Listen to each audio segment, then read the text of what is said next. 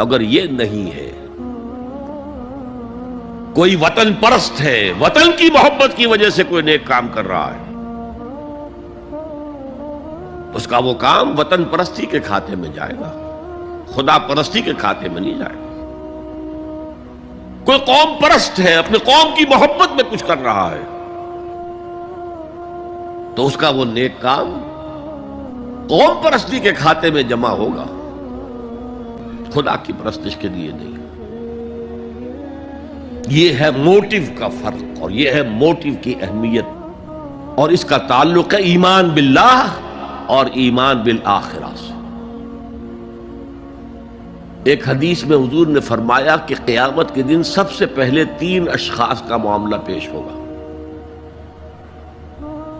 ایک وہ تھا کہ جو اللہ کی راہ میں جنگ کرتا ہوا مارا گیا تھا، دنیا میں شہید سمجھا جا رہا تھا۔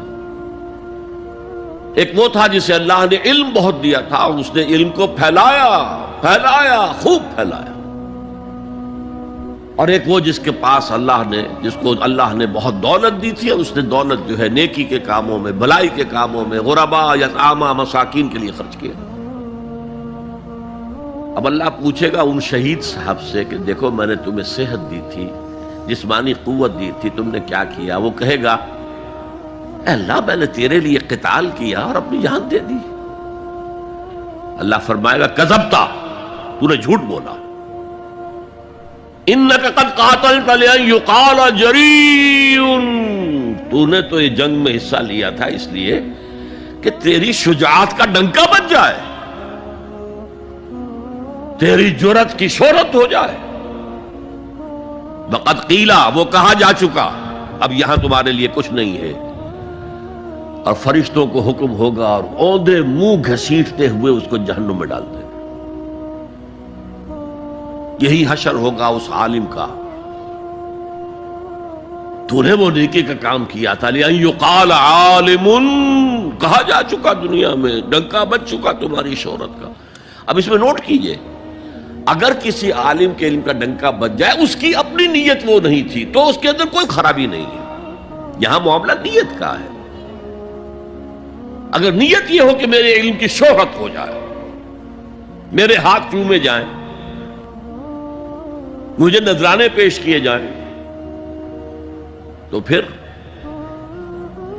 وہی حشر اس کا ہوگا کہ اوندھے منہ گھسیٹ کر جہنم میں ڈال دیا جائے۔ یہی حشر اس سخی کا ہوگا جس نے سخاوت کی تھی، جس کی سخاوت کے ڈنکے بج گئے تھے، اس کا بھی یہی حشر ہوگا۔ تو انما الاعمال بالنیات، اور یہاں نیکی کی بحث میں سب سے پہلے ولکن البر بر من آمن باللہ والیوم الآخر۔ اب جو والملائکۃ والکتاب والنبیین، ان تینوں کو جمع کر لیجئے، اس سے مراد ہے نبوت اور رسالت۔ ملائکہ وحی کا ذریعہ ہے جو انبیاء تک لے کر آتے رہے، اس وحی کا جو ریکارڈ مرتب ہوا وہ کتابیں ہیں، اور جن پر وہ وحی آئی وہ نبی ہیں۔ ان تینوں کو جمع کر لیجئے، رسالت، ایمان باللہ، ایمان بالآخرہ، اور ایمان بالرسالت۔ اب اس کا تعلق کیا ہے نیکی کے ساتھ؟ یہ ذرا گہری بات ہے۔ دیکھیے نیکی کا جذبہ بھی،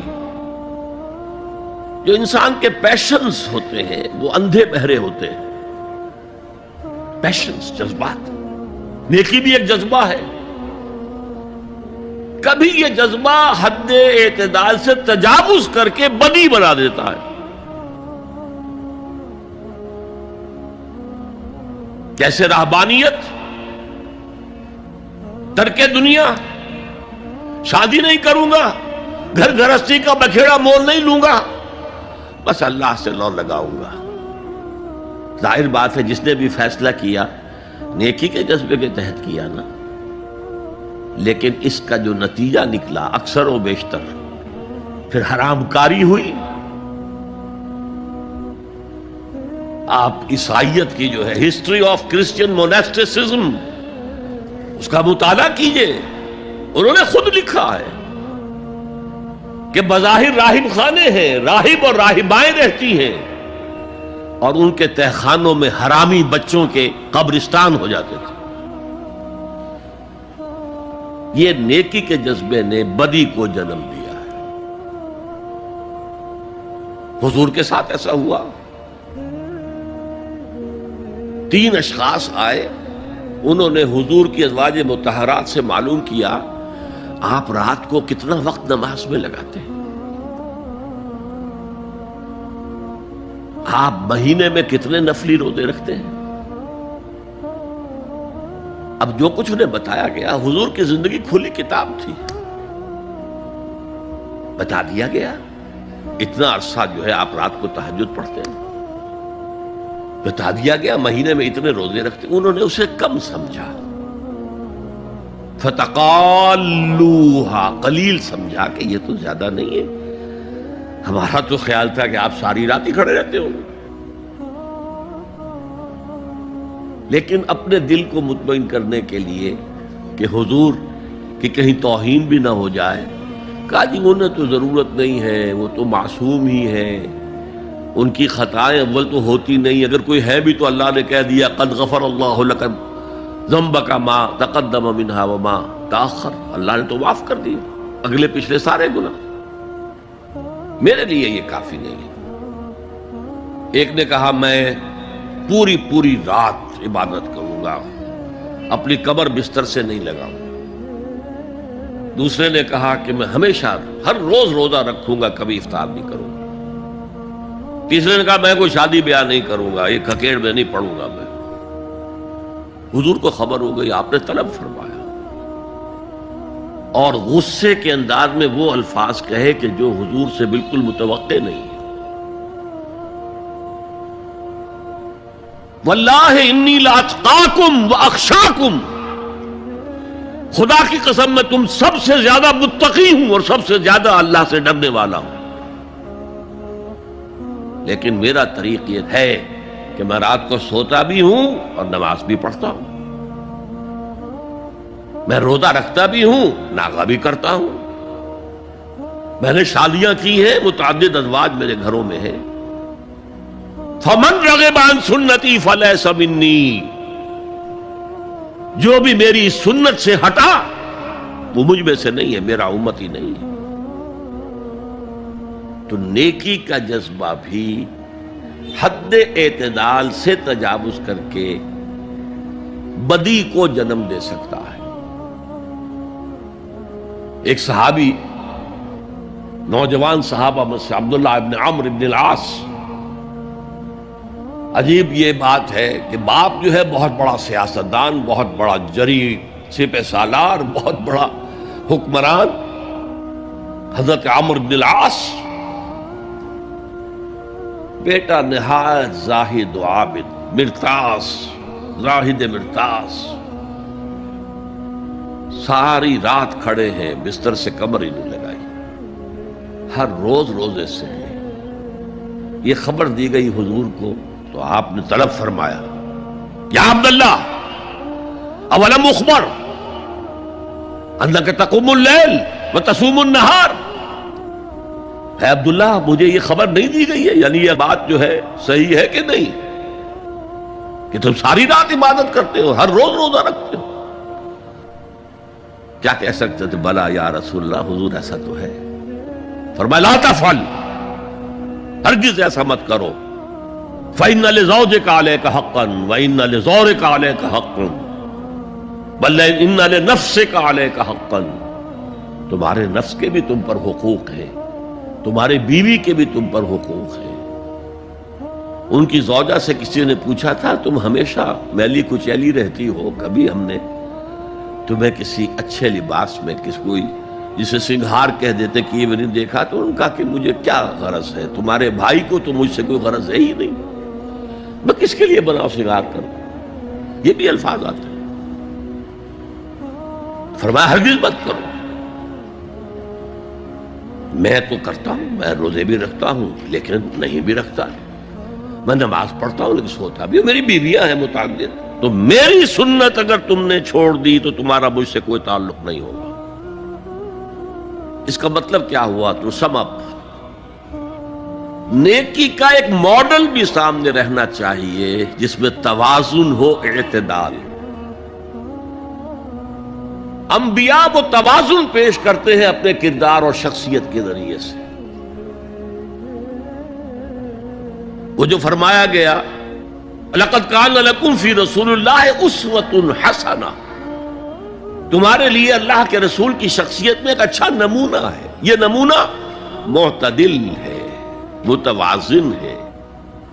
حضرت عائشہ فرماتی ہیں حضور ہمارے مابین تشریف فرما ہوتے تھے، پیار اور محبت کی باتیں بھی ہوتی تھیں۔ حضور ہمارے ہاں کے جو ذرا زیادہ دیندار، جنہیں زیادہ مسالہ لگ جاتا ہے، وہ کرخت مزاج کے گھروں میں بھی معلوم ہوا داخل کیا ہوا قیامت آ گئی ہے، تو اس طرح کا نہیں تھا معاملہ۔ اپنی بیویوں کی دل جوئی، ان سے محبت اور پیار کی باتیں۔ لیکن حضرت عائشہ فرماتی ہے کہ ہمارے درمیان بیٹھے ہوتے تھے اور پیار و محبت کی گفتگو ہو رہی ہوتی تھی، اذان کی آواز آتے ہی ایسے ہی اٹھ کر چل دیتے تھے جیسے ہمیں جانتے بھی نہیں کہ ہم کون ہیں۔ یہ توازن پیدا کرو، ترک دنیا نہیں، دنیا میں رہو اور پھر وہ کردار پیش کرو جو محمد نے پیش کیا صلی اللہ علیہ وسلم اور آپ کے صحابہ نے پیش کیا۔ دنیا میں رہتے ہوئے ترک دنیا اس معنی میں دنیا مقصود نہ بن جائے، مطلوب نہ بن جائے۔ لا مقصود الا اللہ، لا مطلوب الا اللہ، لا محبوب الا اللہ۔ تو یہ ہے اس نیکی کی بحث میں ایمان بالرسالت کا معاملہ۔ اب آگے چلتے ہیں۔ وَآتَى الْمَالَ عَلَىٰ حُبِّهِ، اور دیتا ہے وہ اپنا مال، یا دیا اس نے اپنا مال، اس مال کی محبت کے باوجود، علی الرغم۔ جن حضرات نے ترجمہ کیا ہے کہ اللہ کی محبت کی وجہ سے ہی، اللہ کی محبت میں وہ مال دیتے ہیں، یہ غلط ہے۔ جو بحث ہو چکی ہے، موٹیویشن تو ان کی درست ہو گئی، ایمان باللہ، ایمان بالآخرہ سے۔ اب آگے اس کے تکرار کی ضرورت نہیں ہے۔ اور عربی میں کسی کی محبت میں کوئی شے آئے تو فی یا لام آئے گا۔ علی آتا ہے مخالفت کے لیے، علی الرغم۔ مال محبوب ہے، کس کو نہیں ہے؟ زُيِّنَ لِلنَّاسِ حُبُّ الشَّهَوَاتِ مِنَ النِّسَاءِ وَالْبَنِينَ وَالْقَنَاطِرِ الْمُقَنطَرَةِ مِنَ الذَّهَبِ وَالْفِضَّةِ وَالْخَيْلِ الْمُسَوَّمَةِ وَالْأَنْعَامِ وَالْحَرْثِ۔ انسان کی سرشت کو اللہ سے زیادہ جاننے والا کون ہے؟ وہ فرما رہا ہے، سورہ آل عمران کی آیت ہے، مزین کر دی گئی ہے انسانوں کے لیے محبت بیویوں کی، بیٹوں کی، اور ڈھیروں مال کی، سونے کی اور چاندی کی، اور گھوڑے وہ کہ جو پیڈگری والے ہوں اور جو بہت اعلیٰ نسل کے ہوں، خیل المسومہ، نشان زدہ گھوڑے، اور مال ہو، بھیڑیں بکریوں کو گلے کے گلے ہوں، اور گائے اور بیل ہوں، اور یہ ساری چیزیں محبوب ہیں۔ اس محبت کے خلاف عمل کرتے ہوئے مال خرچ کرنا تبھی تو مجاہدہ ہے۔ تو جیسے اردو میں ہم علی الرغم کہتے ہیں، علی الرغم، باوجود اس کی محبت کے وہ خرچ کرتے ہیں۔ اب یہاں جو اصل نوٹ کرنے کا نقطہ ہے وہ کیا ہے؟ دیکھیے، اسلام کا جو نظام ہے دنیاوی، اس میں ایمان کے بعد پہلی شے نماز ہے۔